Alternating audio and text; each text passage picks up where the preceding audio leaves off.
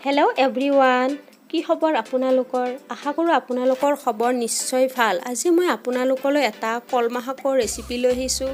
আহক তেনেহ'লে ৰেচিপিটো আৰম্ভ কৰোঁ। আৰু এই ৰেচিপিটো চাই আপোনালোকে নিশ্চয় ভাল পাব। এয়া লৈছোঁ কলমৌ শাক, এনেকৈ মই ভালদৰে ধুই লৈছোঁ। আৰু শাকখিনি এয়া লৈছোঁ এটা কেঁচা আম সৰু। কলমৌ শাকত অকণমান টেঙা দিলে ভাল লাগে। এতিয়া মই এয়া লৈছোঁ কলমৌ শাক আৰু এয়া পিঁয়াজ আৰু কেঁচা জলকীয়া আৰু আমখিনি এনেকৈ কাটি লৈছোঁ মই গোটেইখিনি। এতিয়া মই কেৰাহী এটাত মিঠাতেল দিছোঁ। তেলখিনি ভালদৰে গৰম হ'বলৈ দিম অকণমান টাইম। এয়া গৰম হোৱাৰ পিছত মই ইয়াতে পিঁয়াজখিনি দি দিছোঁ।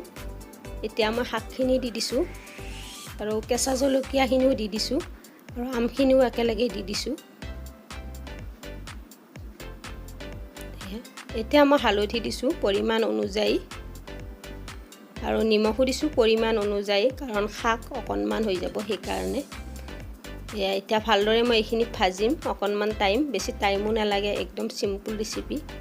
কলমৌ শাক এনেও খাব লাগে, চুলিৰ কাৰণে ভাল, ক'লা হয়, সেইকাৰণে আজি এই ৰেচিপিটো আপোনালোকৰ ওচৰলৈ লৈ আহিছোঁ। এইখিনি এতিয়া ভাজিম।